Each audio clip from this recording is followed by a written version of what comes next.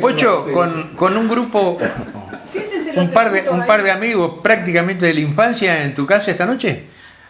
Hoy es una noche excepcional, que esto se repite cada 10 años más o menos.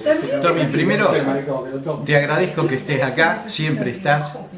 Ayer fue tu día, sé que has, bueno, del periodismo, por eso yo creo que es esta nota. Como yo te digo siempre, Pocho, nosotros nos enteramos las cosas, las vemos y se las contamos a la gente, nada más. Gracias, Tommy. Hoy digo, por eso es una noche excepcional, porque esto ocurre acá cada, sí, capaz que 10 años. Hace no sé cuántos, como del año 69, que, o antes, por ahí, que con esta gente que vas a ver ahora, en Capitán Sarmiento, fue la primaria, el secundario, y después siguieron los estudios. A uno lo conozco y le he hecho algunas notas ya, y la otra persona es la primera vez que la veo. La diferencia es que yo me quedé en Capitán Sarmiento y alguna vez viajé por ahí. Esta gente anduvo por el mundo y alguna vez viene a Capitán Sarmiento. A la inversa. Es a la inversa. Yo te diría que entre nosotros hoy lo tenemos a Pascual Ferrara, viene de Toulouse cada no sé cuánto, pero viene a su lugar de... No se olvida de los amigos. No se olvida. Y también está Leandro Santiago Nicanor, con doble F al final, ¿no es cierto? Alias el Negro, que también es otra persona que si en algún momento por ahí estás en Sudáfrica, en el mar, y te caíste al agua y estás entre los tiburones... Te podés encontrar con un viejo tiburón. Te podés encontrar con Tiburón Viejo, que es el Negro. Son las dos personajes que hoy, agradecido de que estén en nuestra localidad. Bueno, vamos a arrancar con Pascual, que ya hace un tiempo que lo venimos viendo, entrevistando. Pascual, ¿tú estás ahí en Capitán Sarmiento? Sí. Venís poco, pero lo disfrutás cada vez que venís, ¿no es cierto? Seguro. Uno viene acá, encuentra los recuerdos, encuentra la familia, encuentra los amigos. Es perfecto. Mira, en la gente que visita la página, hay muchos que ya te han visto en otras oportunidades, pero siempre se renueva. Entonces, haceme una breve historia de tu vida desde que te fuiste de Sarmiento, pero muy cortita. Fui desertor. Después vamos a hablar del Negro. Esperen un segundo. Me fui de Sarmiento a Buenos Aires con Tito Ruiz. Fuimos a estudiar biología, bioquímica. Terminé bioquímica y fui a parar, aterricé en San Francisco, en Estados Unidos. La Antártida.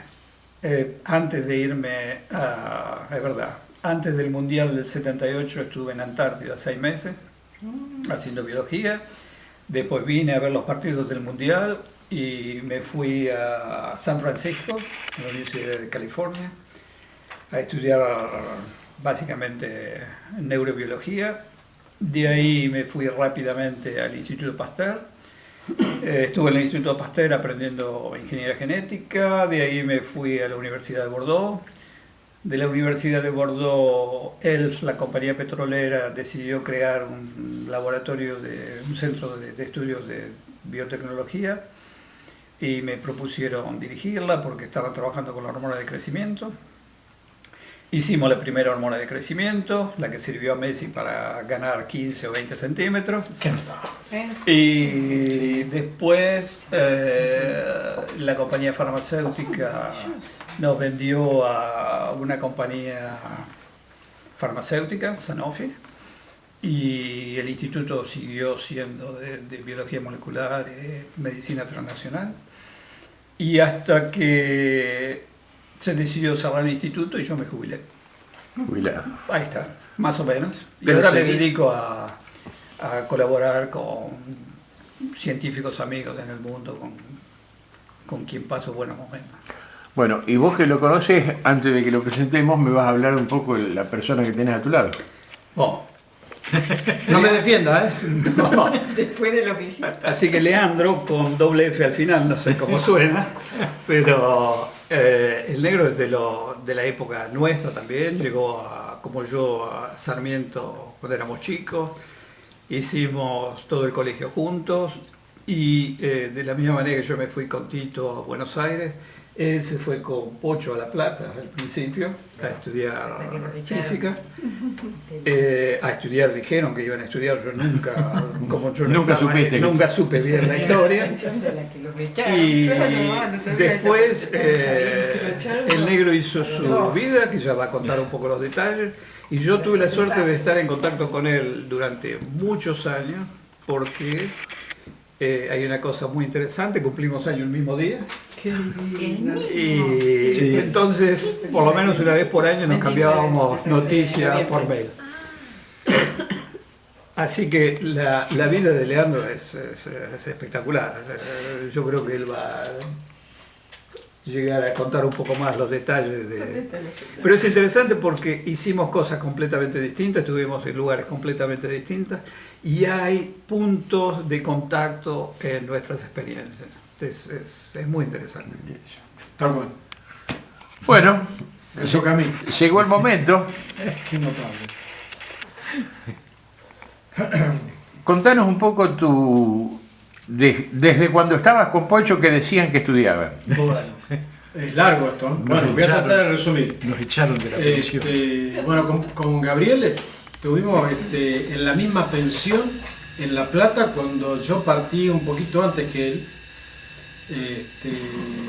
En, ¿qué sería? 1970, por ahí. Claro. Tal cual. Y de ese momento, digamos, tuvimos casi un año y medio juntos, hasta que por razones operativas, por así decirlo, yo me fui para otra pensión y él se quedó en la misma o algo por el Nos estilo. fuimos para la otra pensión. Nos fuimos para la otra, Cada uno nada en más su que en pieza. diferentes piezas.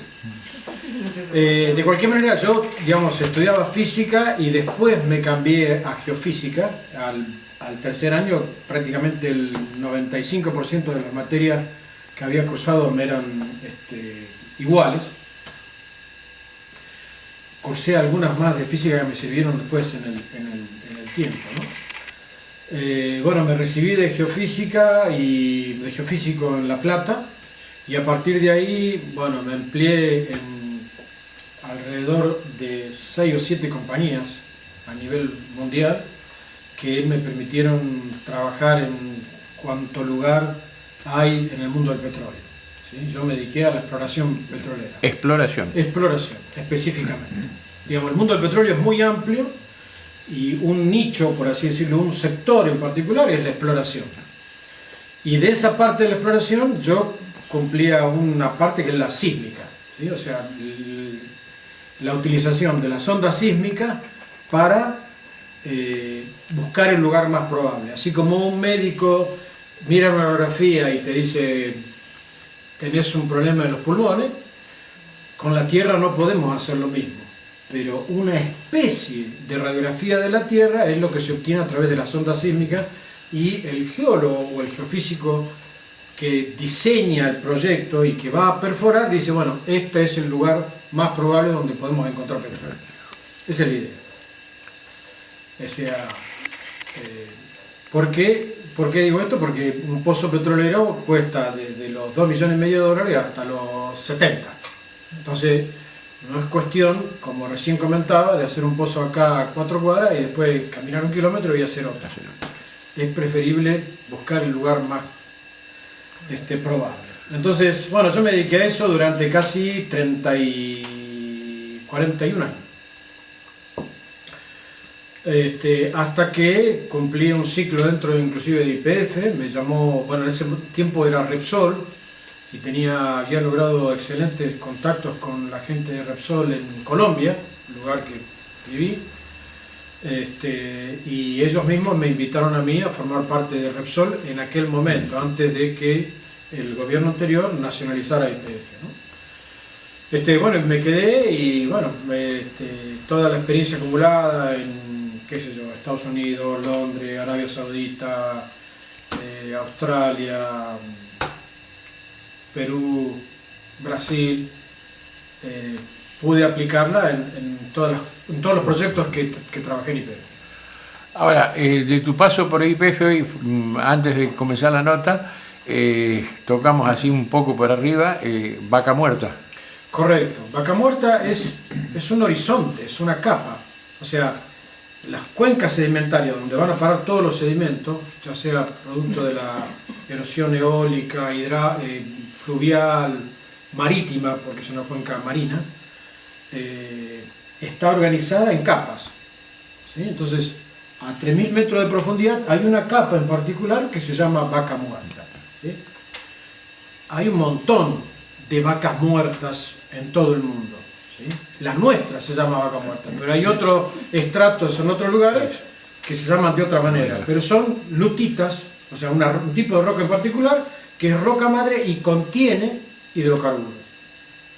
¿No? Entonces, es muy famosa, por así decirlo, porque digamos, se utilizan técnicas para fracturarla y para obtener el petróleo de esa roca en particular. ¿Qué sé yo? Hay otra que tiene las mismas características en Estados Unidos que se llama Eagle Ford. ¿Cómo sería? Águila Ford. ¿No? Que el mismo tema, las mismas consideraciones, el mismo comportamiento de los módulos, el módulo físico que definen una roca en particular, ¿no es cierto? La tensión, bueno, no vale la pena hablar de temas tecnológicos. Técnicos, sí. Pero sí que digamos que hay características similares, entonces las técnicas son similares para aplicar acá. Ahora, nosotros, el común de la gente, cuando sentimos hablar de Vaca Muerta, pocas veces escuchamos a los técnicos, ¿vale? Los periodistas nos cuentan. Los periodistas no saben nada. Exactamente. Y no estoy diciendo que yo sé, lo que estoy diciendo que lamentablemente los argentinos, y tal vez es una costumbre nuestra, es payasear y hablar de lo que no sabemos. Lamentablemente. Es una costumbre. Yo no sé si no viene de los tanos esto, pero nos cuentan tanto que hasta por ahí se ha creado la esperanza como que Vaca Muerta puede llegar en algún momento a ser parte de la solución económica del país. No, olvídalo. Eso no va a ocurrir. Primero, está en el límite de lo económico. ¿Sí? Digamos, el petróleo tendría que estar a $200 el barril, está a 66, para que sea sustentable. Justamente los árabes lo bajaron debajo de 60 y pico, que es el límite para sustentarlo, y las grandes corporaciones entraron en crisis, o sea, entraron en situación de pago. Quedaron pueblos abandonados, ciudades abandonadas en los Estados Unidos. Entonces, y es fatal, es fatal. Nosotros tenemos experiencia no con el petróleo no convencional, con el convencional tenemos experiencias de ir, explorar, obtener el petróleo, irnos y dejar el tendal. Entonces, el no convencional, o sea, lo que se hace el fracking es peor. Me parece, y lo digo desde mi óptica, aquí no está el tema técnico, nosotros tenemos que entablar negociaciones con Bolivia, que tiene petróleo en cantidad enorme y es convencional. Hay que invertir unos pesos, aclarar las cuentas con ellos y vamos a tener petróleo y gas a raudales. Es más, lo estamos haciendo, pero no con la, ¿cómo se diría? Con la vehemencia o la fluidez que debería. ¿Sí? YPF, antes de que yo me fuera, tenía un área que se llama, bueno, no importa cómo se llama, Charagua. Todas las áreas que tiene Bolivia ahí son todos nombres guaraníticos, ¿no? YPF está explorando en estos momentos en una área ahí en particular que yo creo que es muy promisorio, que tenemos mejores chances. Y el petróleo que teníamos antes, siendo Repsol, valga la redundancia, porque digamos ya no nos pertenece, ¿no es cierto?, a YPF, es muy, muy barato y es económicamente viable. O sea, Bolivia tiene las mejores condiciones para solucionarnos el problema energético. De cualquier manera, me parece que como geofísico diría que es una barbaridad que dependamos de esto. Nosotros necesitamos caer en tecnologías como la eólica, como la energía solar, como la energía de mareas, cualquier otra que no utilice el petróleo, porque lamentablemente el petróleo tiene hincapié en cosas que nos va a costar mucho reemplazarlas. Energía sustentable. Claro, no, que ni siquiera se utilice como energía. Ajá. Que ni siquiera se utilice, qué sé yo, este tenedor es plástico, Es petróleo. es petróleo, directo, este mantel.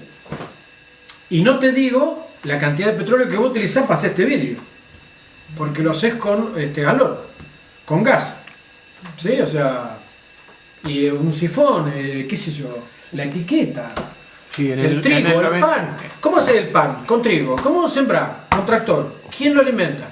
Petróleo. El 99,99. Correcto, entonces digamos, tenemos que pensar que la curva del petróleo se terminó. Claro. Entonces vamos en decadencia y tenemos que pensar como seres humanos que ya no tenemos que digamos, depender de eso. Es fatal, es una curva drástica, por así decirlo, que tenemos que empezar a darnos cuenta de que se tiene que acabar. Como se tienen que acabar los plásticos y ser todo degradable y pensar en el medio ambiente. Bueno, da para mucho. Para mucho. ¿No? ¿Usted qué piensa? Pascual, una pregunta para los dos, porque lo hemos hecho en otras oportunidades contigo, entonces me gustaría repetirla. Viajan por el mundo, que han estado en otros lugares. ¿Qué pasa con la Argentina? ¿Cómo nos ven en estos momentos? Difícil. Como posibles campeones del mundo en fútbol.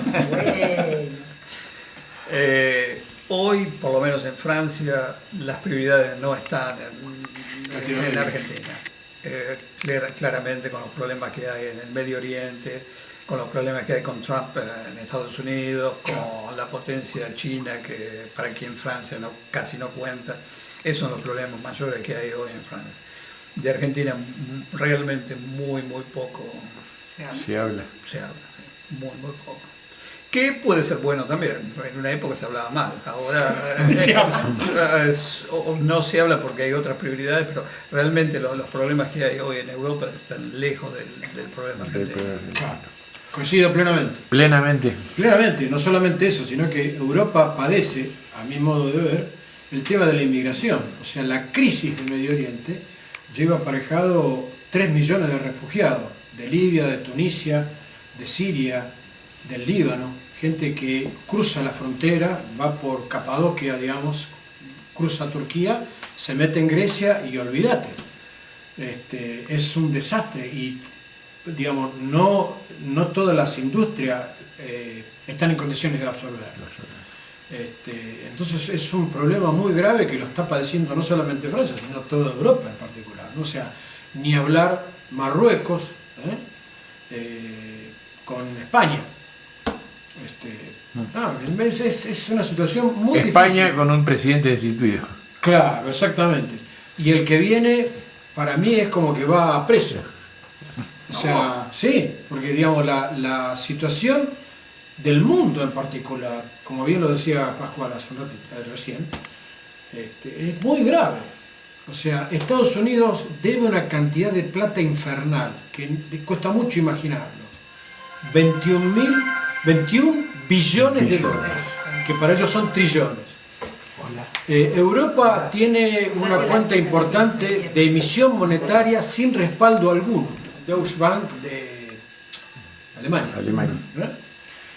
Entonces, los problemas que tiene Europa y lo que se llaman la trilateral y los 5 grandes del mundo, son otros. Van mucho más allá del déficit fiscal que podamos tener en Argentina. Nosotros no asistimos. Pero me parece que nosotros tenemos que aprovechar esta oportunidad para intentar despegar salirnos de ese desencuentro y de esa catombe que se viene. Ahora, por arriba te escuché decir algo anteriormente del tema de la tecnología. Sí.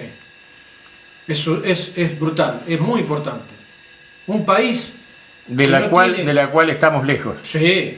Yo Lo creo que que- tenemos que cambiar la actitud. O sea, podemos estar cerca, y Pascual tiene ejemplos al respecto, digamos, de cambiar la actitud, de decir, bueno, incorporemos esto, incorporemos esto, y en 2 generaciones salimos adelante. Sí, menos inclusive. Yo creo que si uno mira el ejemplo extremo de China, a nivel científico pasó de estar, si uno considera el nombre de publicaciones a nivel mundial, pasó de estar de una posición ínfima, probablemente entre los 90, 130 del mundo, en 25, 30 años estar hoy número 2. ¿Qué tú, el Pascual?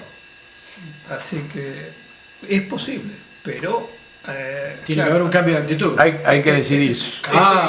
no solo hay que tener decidir, otra cabeza. Es otra sociedad, Que no, otra manera dependa, de que gestionar. no dependa de los vaivenes políticos, sobre todo, ¿no es cierto? Que dependa de un conjunto de voluntades que esté más allá del partido político al cual vos pertenezcas. Que política- sea un política de Estado. Que sea un objetivo del conjunto de la sociedad.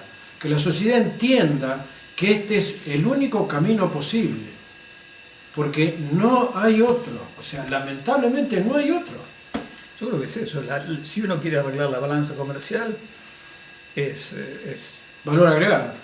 no hay vuelta a darle. Es la innovación, Tecnología, ciencia. es lo que uno hoy Aportar. puede vender. Claro. Es conocimiento. Gente, hay un grupo de gente que los está esperando para la reunión de este reencuentro que tienen, así que yo quiero dejarlos en libertad y agradecerles fundamentalmente estos minutos que han dispensado para Sarmiento Diario. Muy bien. Placer. Un placer estar otra vez con el negro.